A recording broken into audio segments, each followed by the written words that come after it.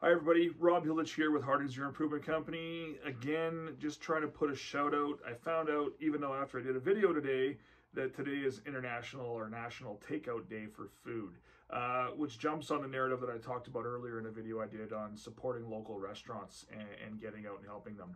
I decided to expand that and reach out and do some Zoom calls today with all of the, or most of the restaurants that I had featured in the previous video. And I've got about 5 interviews I'd love to share with you. I've mixed and matched them up a little bit here. Please take a listen. Listen to how these guys are doing what they're doing and how they're still supporting their communities, supporting their clients, their customers, their employees, and what they're doing to pivot and just make this city great. Hope you enjoy it. Have any questions at all, check out their websites. If you have any questions, you can always call me too here at the Harding's office, 403-254-4726. Have a great day. Enjoy the video. I wanted to do just little interviews with each of the individuals that are involved in ownership in some of those restaurants and just get their take on what's happening with COVID and how we can help these restaurants establish themselves even stronger in the community and grow and move forward from here. So today I've got Chad McCormick from Brown Social House and TMAC Group. Chad, how are you today? I'm doing great, Rob. How are you? I am doing well. I can't complain. Yeah, healthy, right? Everybody Healthy's else, yeah. That's the new. How are you? The family's good, and we're all COVID free that we're aware of. So yeah, that we're aware of exactly. Yeah. So Chad, I want to ask a little bit about you. I mean, we've been friends for years, but for the people who are watching today who don't know about you, how long have you been in the restaurant business? How far back you want me to go? I started putting a swirl on a DQ ice cream cone when I was about 13. So that's 36 years, unfortunately, how old I am. So, yeah. I didn't realize me and you had the Dairy Queen connection. Yeah. That's crazy. It's started and still continues to be my addiction today. Is if you could put ice cream on pizza, that would be the ultimate solution for me. So my addiction is the Blizzard. So go get a Blizzard today, folks. So when the Blizzard was coming to Calgary, my uncle, family uncle at the time, owned 3 Dairy Queens, and he took us after a baseball game to his Dairy Queen where they were just learning the machine. They just unwrapped it, and it was the first Dairy Queen Blizzard that they'd ever put in Calgary, and I remember that memory. So what store was that? That was the one on 16th, and by that ski rental place there. Oh, okay, yeah, 1985. Yeah. Awesome. Yeah. So what got you started in the businesses that you're doing now? We know you started in the restaurant industry, swirling the swirl, sorry. But what got you into the pubs and bars and restaurants? I had the good fortune that my uncle owned the Point and Feather, was a partner of the Point and Feather in Oak Ridge when I was graduating from school in '89, and so as soon as I turned 18, I started working in the back kitchen as just even doing the floors, and worked my way up through prepping and cooking, and then got my first taste of food running and never stopped running. So you and I started very similarly. So tell us about, obviously Brown Social House is a franchise system that you have all the franchises in the city of Calgary, the Marlborough location, Mount Royal, and Britannia. Out of those 3, which ones are still operating right now, and what can people get, and where do they go so they can make sure they can get food from you? Yeah, so at the moment we're down to Mount Royal only. We kind of consolidated all of the food out of each of them. That was the one with the strongest skip available. Plus, it seemed to be the one that when the shutdown was happening, we tried to test it a little bit and see which communities were supporting the local restaurants, and Mount Royal seemed to be the strongest one. So we kind of put all our efforts into that one. So that one's currently still operating on a daily basis. And is there delivery limits that they allow as far as the Mount Royal location is concerned, or can you do all across the city? No, there's limits. We keep challenging Skip, but I think they obviously run into their own problems of, I mean, this is a new world for them too. So it's trying to change our borders, you know, where you could used to maybe order from a little bit further out. It's been hampered down to just Mount Royal, but certainly we're accepting phone calls too. So anybody that actually phones can come pick it up if you're just outside of the whatever perimeter that Skip puts on us at this moment. So we keep trying to stretch it. We're trying to get onto Uber and those things as well, just to make sure there's a variety of options. Okay, cool. So I mean, you've been doing this a long time. The TMAC group, tell us a little bit about that. Like, how many restaurants and bars do you guys have with TMAC, and which ones of those are still up and operating and offering delivery and curbside? The group has 8 locations in TMAC itself, and out of the 8 locations, we're currently running Tommyfield, Blackbird, the Barrack, and the Point and Feather, or the Point. Sorry, the Point Pub. I knew it as the Point and Feather. It's now the Point. Feather, yeah, and that's my local, so I still call it the Point. Well, I've always called it the Point. The original. Yes, the OG. Good wings on Wednesdays. Get some for takeout tonight, people. Okay, awesome. Any other challenges that you guys are facing, like as far as just, you know, is the fear the biggest challenge you guys face as far as customers even still coming in for takeout or doing delivery and Skip or DoorDash or Uber? You know, you get all of that. So people that phone, they're concerned with, you know, when I pick up, how safe it is, you know, how clean is the restaurant, and I gotta think that if there's a restaurant that's actually open today for Skip or pickup or whatever, I mean, they are freaking out inside to make sure it's as clean as possible, because these people that are working for us and some of the upper management that are still on salary and being paid to be there, they don't want to get sick, because they don't want to be isolated for the next 60 days either. I mean, they'd prefer to be helping the community and supporting and having the food available. So if they get sick, then they can't do that. So exactly. So I mean, the ones who are working continue to want to be able to work and collect that paycheck. So they want to make sure the sales are there.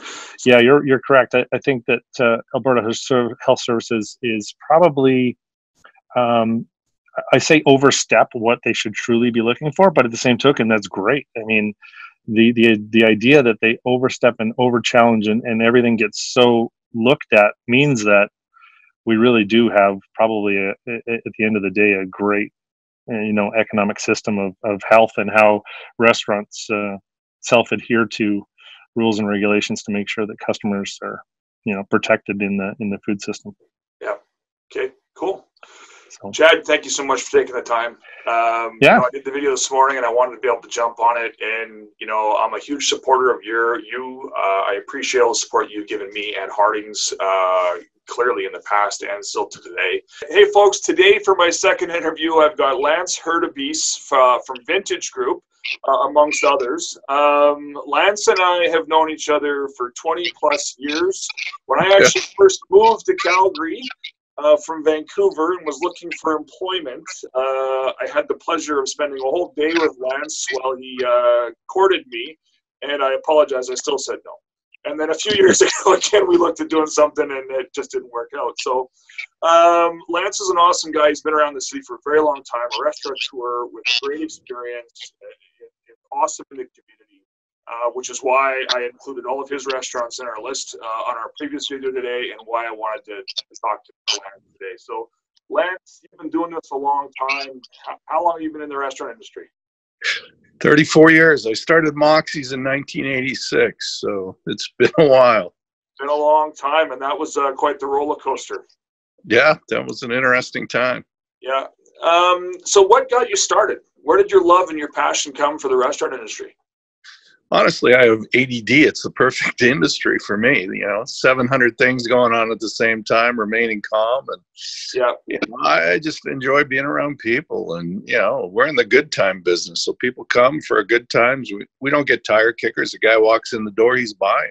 Yep. And that's exactly why I used to love it as well. So Vintage Group and the restaurants that you're involved in, tell us a little about that. Give us a list of the restaurants we should be supporting for you.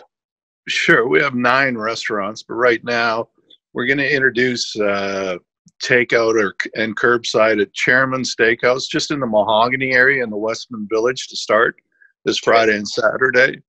And then Wallflower is going to introduce like a vintage kitchen. So you can get Booker's wings there, Booker's fried pickles, vintage burger, vintage mac and cheese, and then a bunch of items from Wallflower. And if that takes off, we'll move it up to Allura. You know, they're on the outskirts, so versus battling the downtown crowd. Yeah. So you're going to kind of you're going to use one central kitchen and try and do all the customers' favorites from most of the restaurants and be able to put them out of one kitchen. Yeah, no, exactly. So I've called it ghost kitchen or whatever you want to call it, but you know, you concentrate everybody into one restaurant, and you sort of give work to a few restaurants in the same breath. Yeah. Okay. Very cool. So those are the ones that you're going to be having operating. But what's the full list of restaurants that you guys operate? We manage Chairman's Steakhouse. We run Vintage and own Vintage, Township, Butcher Baker, Wallflower, Booker's. We're a partner in Foreign Concept. You know, Vintage has been around a very, very long time. Great steakhouse. And I've heard nothing but good things about Chairman's as well. So the Chairman's thing, as far as the concept is concerned, you guys have been open for what, about 4 or 5 months now? No, we'll be a year in June. June 8th, okay. we opened for business, and it's been phenomenal. We were a little concerned, high-end steakhouse in the middle of suburbia, but it's gone fantastic. It's dinner only. We did a balcony party on Thursday where we had a singer on our patio. Oh, cool! Yeah, I saw that on your Instagram. Yeah. So he sang to all the everybody came out on their balconies, and we had a little party. Yeah, that's awesome. That's awesome. That was a great initiative, and I love the way that it supported the community and got everybody involved in that complex. It was pretty cool to watch. It was almost like watching Italy when this all first started happening, and watching all the Italians sing to each other. It was pretty cool. Yeah, that's where we got the idea, to be honest. Awesome. So out of the restaurants that are going to be offering the curbside and takeout, is that offered through the regular delivery services too, or is that just they're going to call to the restaurant so they can get the food, or go to your website? How does that work? Right. Right now, Chairman's, we just decided to do it Monday, so there's no way we'll get on a third-party delivery. So we have hired our own people to deliver right now. Okay. And there'll be curbside pickup too. Okay. Awesome. And then Wallflower will be on DoorDash. Yeah, and then we'll discount curbside probably 15%. So. Okay. Yeah. Yeah, and then that's obviously because you're paying so much extra to have these DoorDash and delivery services do it. Is that a challenge for restaurants these days? You know, trying to stay afloat and then using these services, but then also having to pay the premium to use those services? Yeah, you know, when we were open, it wasn't a big deal. You have your fixed costs there anyways. You have your people there anyways. So, you know, the 30%, you're paying 20% of that. So it's probably more like a 10% discount. But when you're doing takeout, it's a direct hit, you know. Yeah. It's all. If you don't do curbside, you get a 20 to 30% hit from those companies. So that's the narrative is get out and enjoy the short little drive to Chairman's, and you know, get out and get some fresh air, pick it up curbside. It helps put more money into the restaurant's pocket and allows you to get a little bit of vitamin D, hopefully, if the flipping snow stops anytime soon. Yeah, so Chairman's will be, you just pull in, text us that you're there, pop your trunk, we run it out, we drop it in, and you're gone. What are the challenges, and where can people help?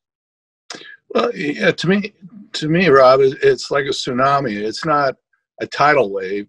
It's going to come in 4 waves. So the first wave is your cash flow's cut off. You owe bills from 30 days. All those come in. You get through that, you have rent. If you defer rent, you're going to get nailed with that bill later. So it's more like a loan. Yeah. Third wave is now it's over. We got to reopen. It's probably a $40,000 hit because we've given all our food to staff and food banks and stuff like that. So we need to restock the restaurants.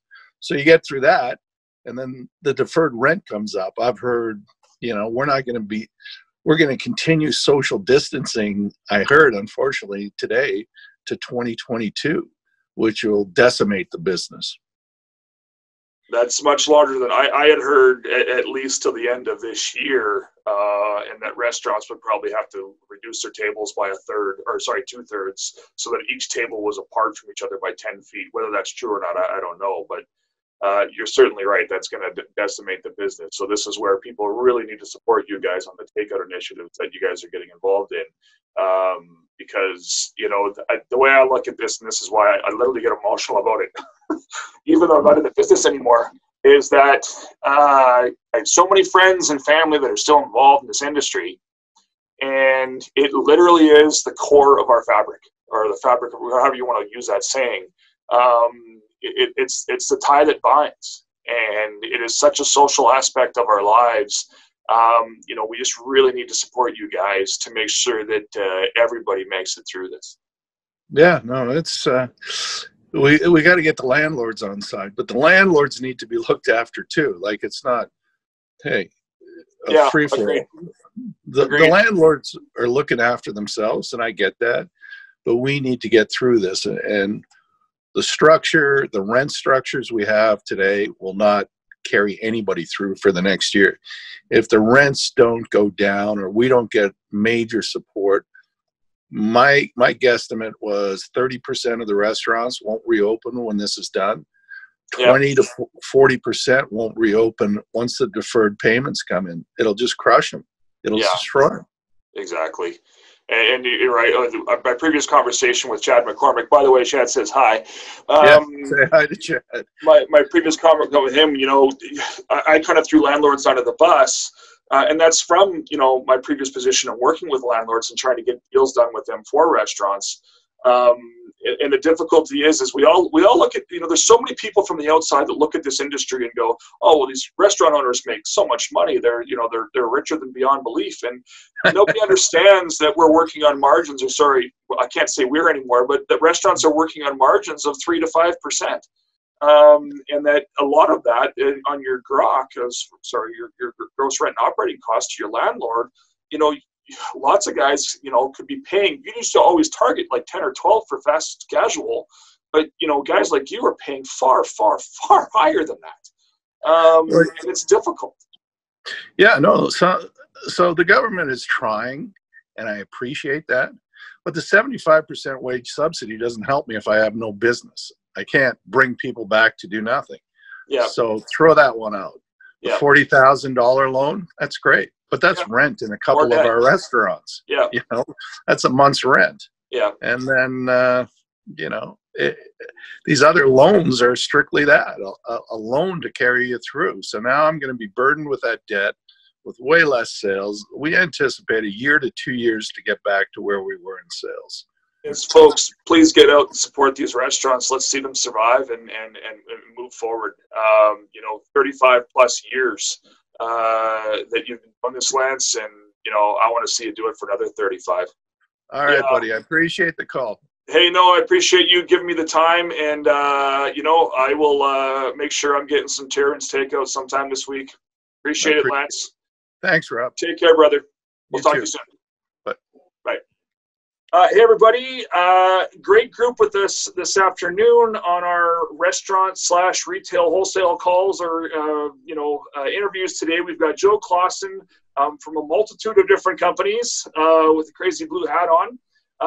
Hey, this is original from the original store, Robert. That is the original store. It's the original script one. That's right. I think. Did you take the dust off that when it came out of the case? Shush up. Then we got Tom Grande with North Sea Fish and Farms, Fun Forward, TJ Food Group, and then on the left there we've got Michael Clausen, who's heading up the streets division for Joe's Restaurant as well. So Joe started on 17th Avenue in 1985 with the first Joey's seafood restaurant, and I think we could say, Joe, you were probably I think you were the pioneer of nonstop pop. Well, I hope so. Yeah, and fries. And fries. All you can eat fries and nonstop pop, and then of course the famous all you can eat Tuesdays. Unbelievable. Joe, just a little bit about what you guys are doing right now. I know I want to thank you again with the support that you've given us through Fun Forward and through North Sea on the turduckens. Yeah, that's our great pleasure. Shout out this morning on Wild 95.3 on that, which is awesome. Thank you, Wild. But tell us a little bit about what you guys are doing to adapt to COVID, and you know, how it's safe for your customers to come into restaurants. And then, of course, Tom, if you could talk about North Sea and what Fun Forward is doing as well. Sure, like most of the food industry has done, we've stepped up our cleanliness, our sanitation. We're with gloves, we're with masks. You know, we're there for the public to make sure they're safe that way. We've added, we had a great takeout business and also delivery. We also have curb pickup now, so people can phone in their orders and we can come out and give it to them right in their vehicle or in their trunk, whatever they want. So we've stepped up all that way. We've made sure we're open. We're some of our stores have limited hours now, but we're open and we're doing good. We're offering all you can eat fish and chip, believe it or not. And now on Thursdays, we've got all you can eat tacos. So, I mean, we're fish tacos. We're going great guns that way. So, I mean, it's sad what's happening out there, but we have to stay positive. We have to think outside the box, way outside the box. And that's where Tom came in on TJ's and North Sea and Fun Forward. Tom, we're doing some deliveries, aren't we? Home deliveries. Yeah, well, we've had to adapt and pivot real quickly. Most of our business has always been to kind of the distributors that sold to restaurants. Obviously, that's kind of almost not stopped, but really, really limited. So we kind of partnered up through Fun Forward and their kind of online site and North Sea from a distributor perspective, because they're local. They've been around since 1971. They do great service, supply great restaurants here for a long time, and we're doing home deliveries. We're taking restaurant quality food right to people's doorsteps. It's amazing. The response has been great in terms of the products. We're adding new products every day. The site is very vibrant. We just need people to come take a look at us and see what we can do for them. And check out our prices. Come on, Tom. We've looked at our competitors and we're all in it. So check our prices out. I mean, this is top quality stuff. And you don't have to line up for an hour and a half like you do at Costco. Nothing against Costco. Yeah, nothing against them. No, that's right. But you're lining up for an hour and a half to get in. We can do it to your doorstep within 2 business days at the click of a button. Yeah. Come check us out. So, Tom, is that through North Sea, or is that when you go to Fun Forward shop? You can do it now. We've revamped our website. It's northsea.ca, and you can find all the stuff there. And we're adding new products all the time. Plus, we're looking for doing stuff for smaller people, not smaller people, but smaller households. So we've got variety packs. And if you want to make some suggestions, we'll put those on as well. Sure. And we just added, part of our motto is neighbors helping neighbors. We've just added Spalumbos and Wonton King as 2 kind of local brands that are here in the city that we're able to get their product out to the public. And we're looking for more all the time. Yeah, we're looking for other companies that need help delivering to the public. So you can send out a request for that. And then, Rob, we've got Michael Jr.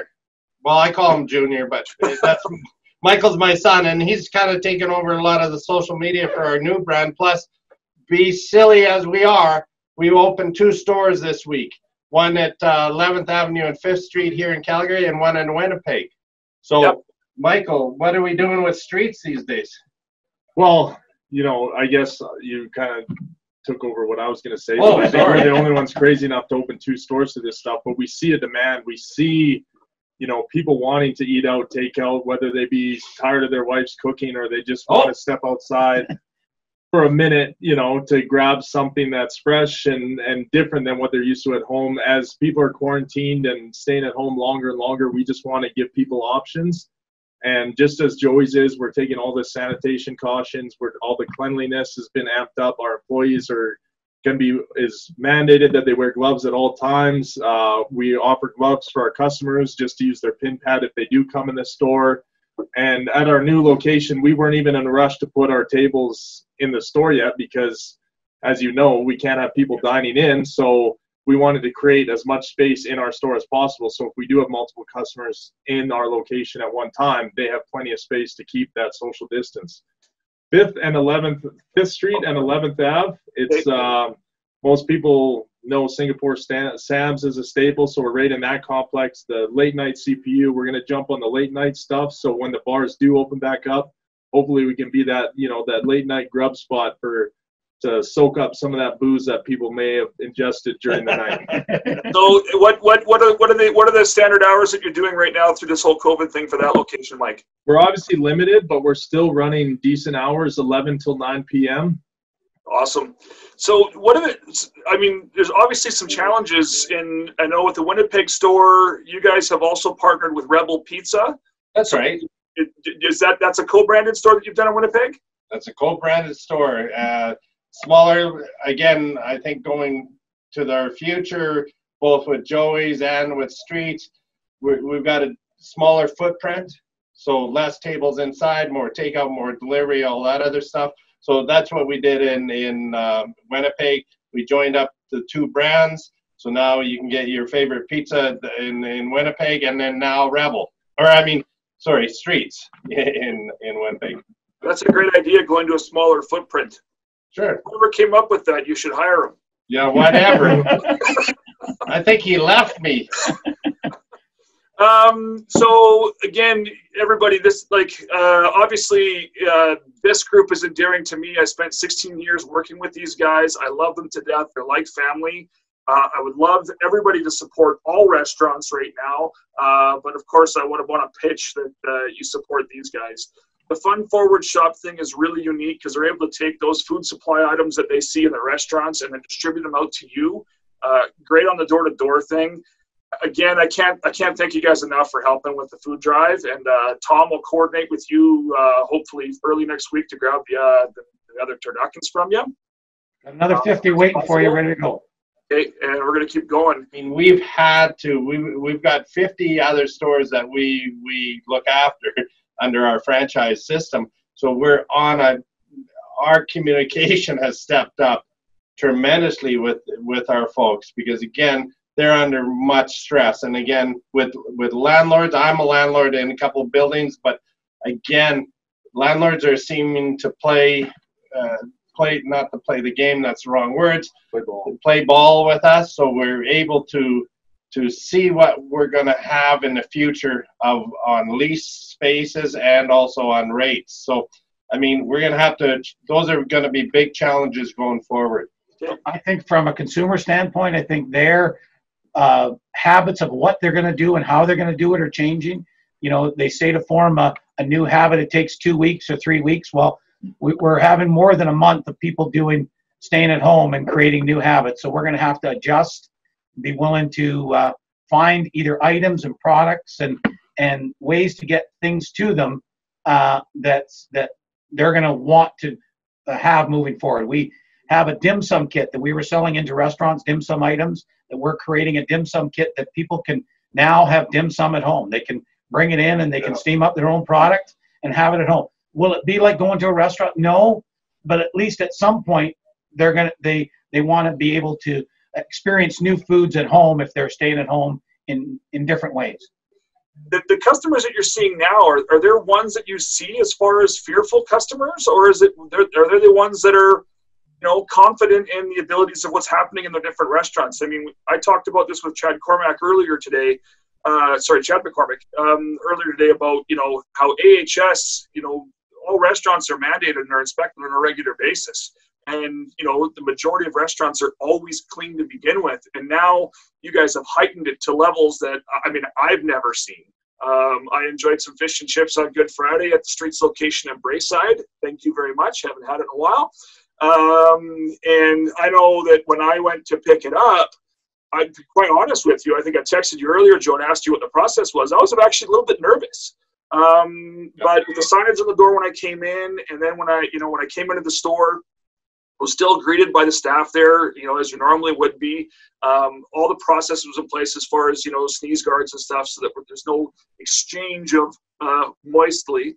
But you know, so have you seen a fear like that, or were customers seeing the same thing I was, where I became very comfortable very quickly? Yeah, I would say most customers that have walked in the store, they feel very comfortable, you know, and it's usually a pretty quick transaction anyways. You know, they're purchasing the food and we have them out the door within 10 minutes. I'd say about 20% of our calls you know, people will call the restaurant and tell us the make, model of their car, and they're just sitting outside. And when their order's ready, we have no problem just running outside and handing it to them through their window. So that's one adjustment we've made. You know, as before this COVID stuff, everyone usually would come in the store. The curbside pickup wasn't even really a thing. It didn't exist up until about 3 weeks ago. Yeah. So that's one thing. But for the most part, I feel like most people have no problem coming into the store and just hanging out for a few minutes until their food is ready, and then they could take off. You know, at our location right now, at the small storefront, we let in one person at a time. They shop. Once they leave, we let the other person in. People are very comfortable with that right now. But you also clean everything before they can enter. Yeah, so we do a full clean of the store, kind of all the touch points after every time someone leaves. And we do like what you're doing, is we have gloves available for them if they want to put a set of gloves on and kind of shop in our store. Again, I think everybody's scared and afraid, but everybody's got a different comfort level, and we just got to make sure that we can service them at whatever level that is. And what helps us in the food industry is not one case has been reported of being given through like a food product or through food handling in a restaurant or whatever. Because usually when illnesses come about, a lot of it is foodborne illness, and luckily this one isn't. So as long as restaurants, you know, are staying clean, they can continue providing the service that many people still want. Awesome, guys. Thank you for taking the time. You know, I really appreciate all the things that you guys done to help us. Of course, I've appreciated everything. It's about community, and people have asked me many times where I learned what I'm doing right now and why I'm so passionate about it, and that comes to you guys. So thank you. Well, thanks, Rob. Hats off to you, buddy. Yeah. All right, guys. Take care. See ya. Everybody, we've got Matt Blanchfield here from Kaylee's. I know that they just had a great article in the paper here recently about you know what they're doing through this COVID plan, and how their construction plans have been changed for their rooftop patio, which is going to be frickin' awesome. Looking forward to that when we're all away from social distancing and be able to use it. But Matt, how are you doing today, buddy? I'm doing well, Rob. That's good. We're busy working on plans, as you just mentioned, for the rooftop. And we're also working on a bit of a give back for Calgary coming up in the month of May here. Awesome. What's the plan there as far as the give back? We're still working out details, but it'll be in support of those in need in Calgary and our, you know, the frontline workers that are at the hospitals, or healthcare workers, the grocery stores, the drivers of facilities that are still producing products for us to purchase. So Awesome. It'll be something along those lines, but definitely it'll be coming out for May 4th, probably the Monday. And we'll have some information on our social platforms and websites, and hopefully a media release on that coming up here. So people should jump on the Kaylee's social platforms and watch for that soon. And then, of course, hey, when you're ready to do that, let me know so I can share it through our social networks as well. Absolutely. So, Matt, you know, we actually haven't known each other very long, but we have lots of mutual friends, and we got the great opportunity to spend a few days together out in Banff back in February for the Gathering Conference, which was absolutely awesome. And it was great to get to know you through our mutual friend, Chad. You know, I always tell people that, you know, making customers or people or staff feel good makes me feel good. And that's kind of just the way it continued on. We just try and, you know, get better as a company. I get better professionally myself and continue on to see where this can go. Well, like most of us who got involved in the industry, it was a friend who suckered us in to come work when a bar was short. And then next thing you know, 25, 30 years later, we're still there. Yep. That's awesome. So what we've kind of been doing to this whole, like I've done a few interviews today with groups that I've known well and that I support, or, you know, we try to support over the years. And, you know, we've become friends recently, like I said, and I think it's a great narrative for especially for you. We had Lance Hurtubise on earlier, and of course he's got a lot of restaurants downtown, and given where your locations are, you know, your impact is, I think, more significant than what some of the people see as far as the underlying areas and the suburbs are concerned. You know, you guys are obviously down on sales, but what have you done to try and capture some of that? Are you still doing, like deliveries and takeout in curbside pickups? How's that working for you? We have explored some other models as of recently, but as these companies have expanded to suburbs and added to the amount of restaurants, and we just haven't had the volume of orders on a Wednesday night in downtown Calgary at 8 p.m. It's just there's nobody there. Yeah. And if there is people downtown, there's lots of venues to choose from that, typically, outside of a weekend, are pretty slow from that 8 to 9 period for a dinner rush. So, I guess that's a separate topic right now. When this all came into play, we were kind of getting worried on the 13th. The Friday, we noticed quite a significant drop in corporate traffic and customer walk-up and general reservations being canceled for the upcoming St. Paddy's Day and everything else. So it was starting to become real, and at that point, it was control the chaos but protect the business. So my strategy for the company with one of our CFOs our controller and one of my partners was just to let's try and get ahead of this the best we can from the information we were given. We knew that we weren't going to be able to pay a lot of our suppliers or programs or website systems or cable bills or anything that was going to come up in the month of March due to the cash flow problem. I mentioned this in the article on the Herald last week. Somebody may put off purchasing a car right now until the fall or winter when things pick up, but that still affects that balance sheet at the end of the year. Certainly. For that dealership, for the dealership. But for us, that money's gone. If people aren't coming into the restaurant, it's a lost sale, and it's not like when we reopen, we're doubling up on those sales. We start day one again, and the sales start coming in. So there was a pretty big gap there. We knew we were still.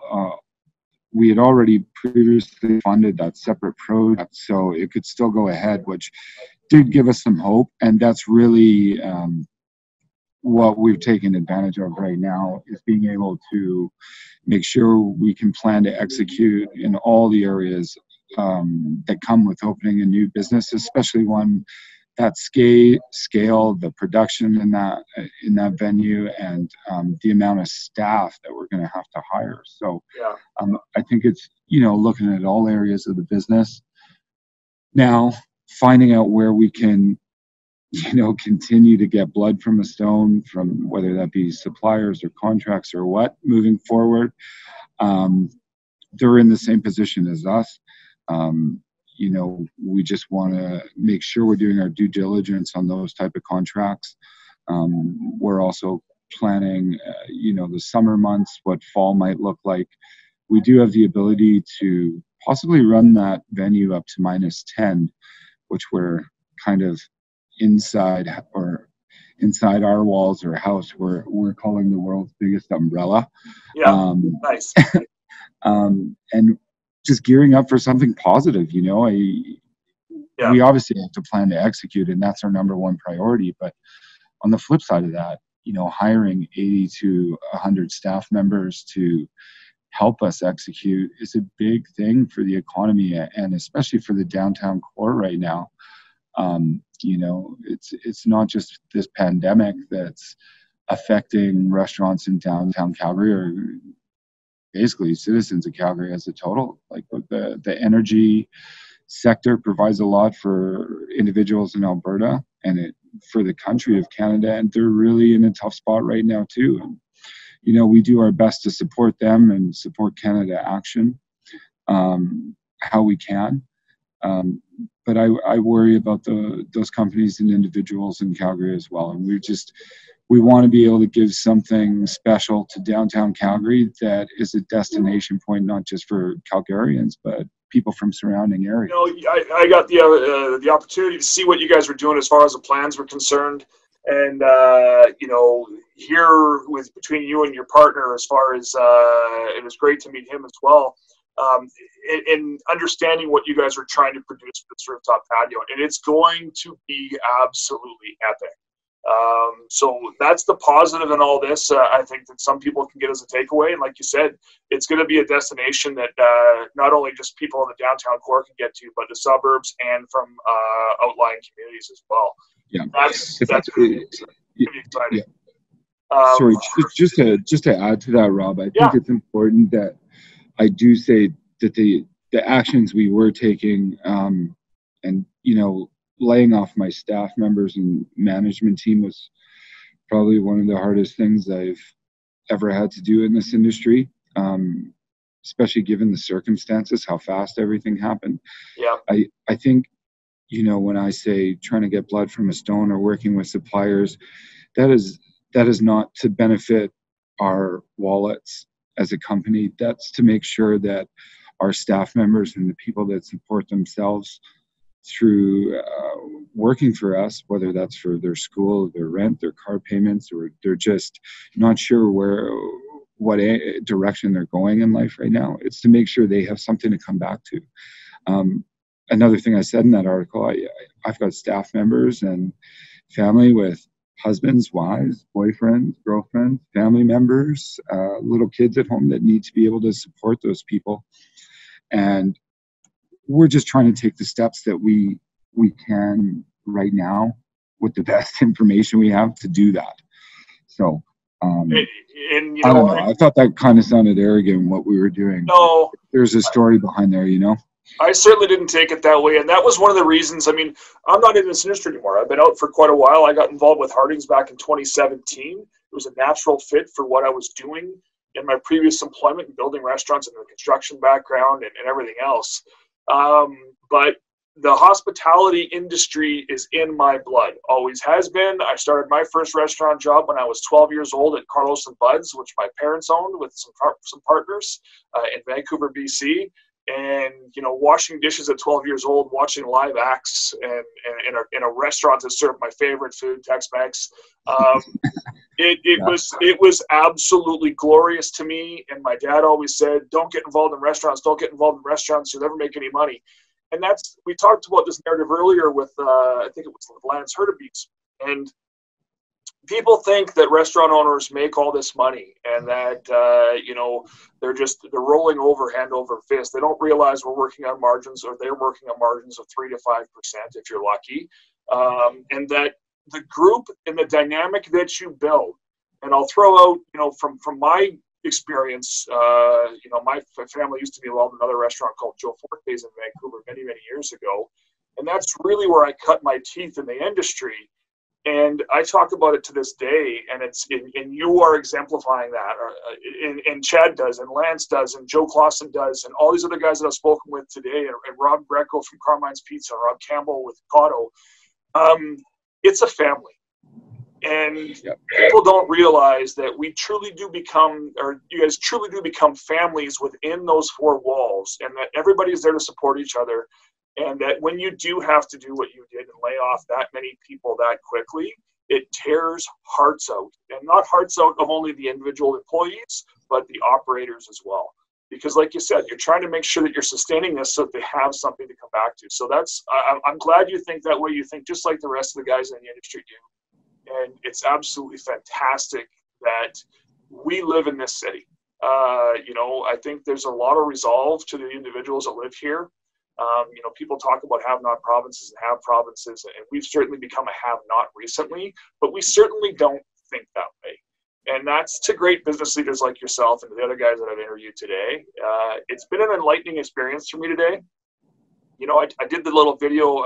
You guys weren't included in it, and I apologize for that. This morning I did a little video on social talking about what we're doing in the community to try and help, but also about supporting local restaurants.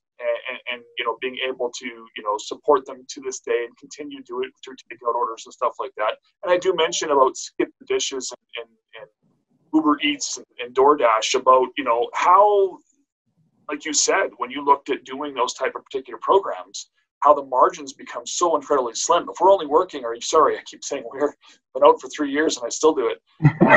Lifetime, right?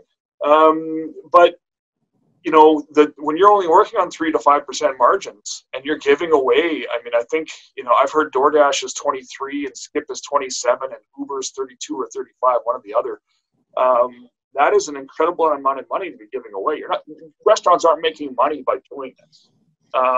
You know, but they're keeping their customers fed and they're trying to service the community by still being able to do that. It was one thing before this happened, but now when they're solely completely relying on it, it's a tough thing to do. So the narrative that I've been pushing for all these restaurants is get in your car, get some fresh air, get some vitamin D, go curbside, pick it up, have them delivered out to your car, or pick it up safely within their units. Everybody's doing what they can to help. And that's, you know, I got to commend you on that. Yeah, when we launch this program in May, it will be strictly for pickup only. You know, when the wage subsidy, if it ever kicks in or we're ever able to apply for it, we will be able to hire some people back to help us execute this program. But if anything, I would find a way to have our staff or management, if we were going to deliver, they would be doing that. I just, I need to support them right now. Yeah, and that's what Lance Hurtubise is doing with Chairman's. They're starting this weekend on doing that, and he's got his staff going out and doing it. You know, difficult times take difficult measures, and you do what you take. And that's the one thing I love about this city, and the one thing about all the people that I've talked to today is that the resilience that we have, we will come back from this, and it's going to be hopefully better than ever.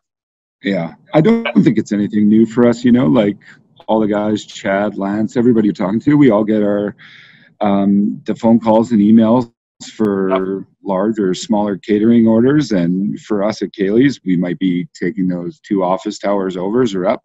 Same thing in our cars outside of, you know, within a certain radius, obviously, but I have no problem doing that if there is a need to, but we're gonna try and push the curbside pickups. Awesome. Maddie, if there's anything I can do to help you guys as you guys get ramped up, you know, social networks, things like that, sharing stuff through our Harding's pages, you know, obviously the industry has a deep part in my soul, and I want to help wherever I can. So if you need anything, let me know. I am looking forward to that first beer with you and your partner on the patio when it gets open and we're allowed to be there. Me too. Funny enough, we got all of our liquor orders in for both the venues before St. Paddy's Day, our biggest day of the week. So I do have some extra beer, wine, liquor laying around here for us to celebrate with. Okay, great. Thanks, Matt. Take care, brother. We'll talk to you soon. Cheers, buddy. All right, bye-bye.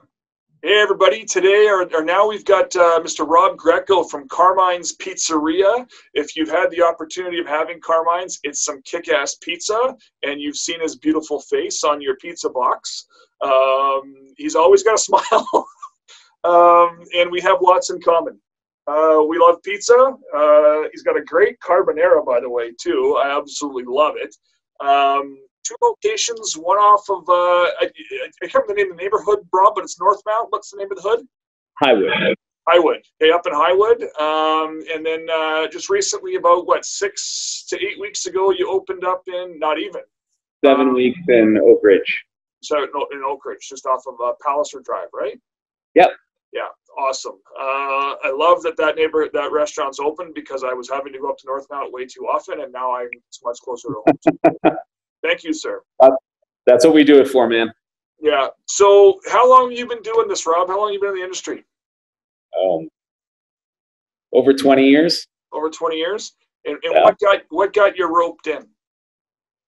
Oh, man, my very first restaurant job, I was a busboy at a place called Pegasus that was on 14th Street and 11th Avenue. And man, once you did that was it for me. That was family. That was it was just working at a mom and pop shop like that. It was such a unique experience at the time.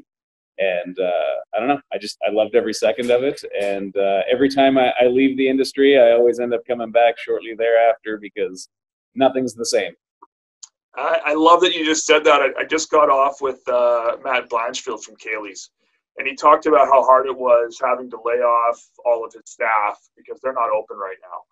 And, you know, the difficulties in inventories and things like that. And he touched on the fact that how hard it was for him and it's family, like you just said. I think there's a lot, like, you know, I'm out of it now, but the thing that keeps drawing me back to it, and the reason I wanted to do this kind of series today was that I still love it because I miss the people. You know, I got a great team here at Harding's, and I love the guys I work with and the group that we have and all the subcontractors that we work with that in our employees. But I don't get to see them every day. I don't get to have the chats like I've been having today. Like today has been awesome, getting to reconnect with old buddies and talk about how great this industry is for communities, for the city of Calgary in particular. And so that's what we wanted to do, is just try to, you know, promote this and say, hey, these restaurants are still open. Some of them aren't, but most of them that we've talked to today are. And how do we get it in front of people so that they know, and, you know, they know what you guys are doing to stay safe. So I can talk to your location because I've been in a few times that, you know, when I come in, you know, the doors are always being wiped down, the surfaces, the debit machine that I'm using, I'm always using tap, thankfully.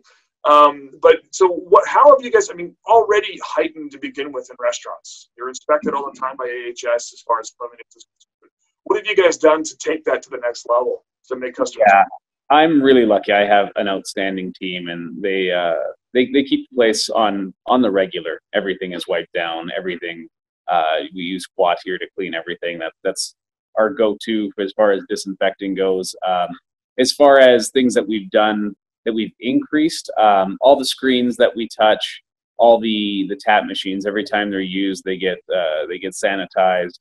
All the countertops get sanitized in between customers, the doors, the bathrooms, all that kind of stuff. Every use, it gets a full wipe down. We're even doing curbside. So if people are calling in, giving us the credit card on the phone, they pull up, they, you know, fire us a quick phone call and say, hey, you know, we're the blue car out front. We'll go down, put their order down in front of their vehicle on a milk crate or something, and they'll come grab it, and then we'll go grab the milk crate, bring it back in, sanitize it. Yeah. So truly, for you guys, it's totally no touch. As much as we can, right? Yeah. I mean, we got to touch your pizza box. It's what it is. Yeah. But, it is what it is. Yeah. But, you know, it's constant hand washing. We're blasting through soap here. I mean, we always in a constant state of washing your hands, but it's heightened for sure. So what challenges are you guys seeing? I mean, obviously a drop in sales. You don't have the dine-in, and your dine-in, you only had it for maybe 2 weeks before you had to shut it down. Great little dine-in. So our north location isn't hit quite the same. It's a much smaller restaurant, so it was more takeout delivery based there to begin with. Yeah. So I mean, yeah, there's a drop in sales for sure there. But it's not quite as hard hit as our south location. It just poor timing on the open, and who would have known? For us, you know, we were open a week and a half before, you know, state of emergency and schools are shut down and et cetera, et cetera. So, and it was this one we built to be more of a dine-in experience, right? We seat about 40 here. So that was kind of what we were marketing it as. So now we've had to do the quote unquote pivot and really start pushing the takeout delivery out of this location. And we are built for it. It's just not what we had originally started with, right? Yeah. So, you know, sales are down here probably about 45% of this location in the south. It's what it is. We've adjusted our hours. The hardest thing for me is we're doing our best not to lay anybody off, but it's definitely reduced hours. We've had a few staffers who, you know, they're uncomfortable coming to work, and I respect that. You know, nobody loses their job over this. That's just what it is. So we've adjusted our hours. We're closed Monday, Tuesday at both locations right now, and with the remaining staff, we're able to open Wednesday through Sunday and do what we can do to keep the business going. The north location, like I said, is got stronger sales for sure. And then as far as the south location, I mean, you know, I don't want to say things are rosy because they're not, but we're doing what we can to keep the doors open. The staff has been great about the reduced hours, and, you know, we're doing what we can to help them at the end of the day in terms of financial and just being here to support them. So making sure they do have a job. So there was today posted that something about if you make less than $1,000 a month, you can still qualify for the Canadian benefit. Yeah. So, that's going to help some of my servers. We've had our servers come on now, and they're working the phones. I mean, it's only a couple shifts a week, and it's what it is, and it's. But they're at least something, right? So now, if they can top up with that Canada benefit, then at least they can pay their rent now and do some of those things. So kind of get through while they can, and we're here to help support them and feed them and take care of them, and as best we can, and keeping our own doors open. So. That's awesome. You know what? And I said it to Matt earlier. It's awesome to see that, this industry still thinks like that and still thinks, it comes down to just, I don't think people understand how truly family orientated that the restaurant industry is, and how quickly people who work with you in that industry, there's lots of industries that type of, camaraderie exists. But I don't think it's anything like in the restaurant industry. Well, it's food, right? Food is a different thing. When you sit down, you eat with people, you're sharing of yourself, right? So as an owner and my chef, and I'm a chef as well, right? Everything that we create is from us, right? It's our heart and our soul that we're putting out there. So when you share that with someone, and there's somebody that you see every day, it's a different thing, right? Yeah, 100% agree. In other industries, I've been in construction, I've done all kinds of stuff in my life, but I keep coming back to the restaurant industry because of that family and that sharing of yourself, and the customers, and again, you're sharing of yourself to them, and you become ingrained in communities after a while, right? Yep. 100% agree. Become a part of it. So it's especially in the smaller shops like this, right? I mean, there's the big shops out there, and there's nothing wrong with them, but it's a little bit different, right? Like they're geared to make money. That is their thing, right? Whereas we're in business here. We obviously all want to make money. That's what we do here. But it's about sharing. It's about family. It's about that community connection. And then if we make some money on top of it, life is good, right? Yeah. It's so much more personal. So it's just a really cool family-oriented business, and I love the fact that you guys are still doing it. You're doing Skip the Dishes, Uber, and DoorDash, or what's the options people have for you? Just Skip. We are working on our own delivery system. Unfortunately, it takes some time, and finding the right people. It's no easier right now than it ever is to find the right people that are going to mix with the family. Yep. But we are looking for our own delivery team, our own crew as well. But right now, delivery is exclusively through Skip, and then we do pickup and curbside pickup at both restaurants. Awesome. Hey, Rob, all the best. Thank you so much for taking the time. I'm going to put together a little video for everybody right now, and just put out the narrative that this is a great business to be involved in, and we've loved the community to support the local businesses and the local restaurants for sure. And I'm pushing a narrative to try and get out in your car, get some vitamin D. Get out of the house for 5 minutes while you go and do some curbside pickup from all the restaurants we promoted today, but again, especially with you guys today. I am sure I will see you sometime later this week. Sounds good, man. Thanks so much for including us. We appreciate it. Hey, no problem. We'll take care. We'll talk to you soon. All right. Cheers. Thanks, Rob. Sure. Bye.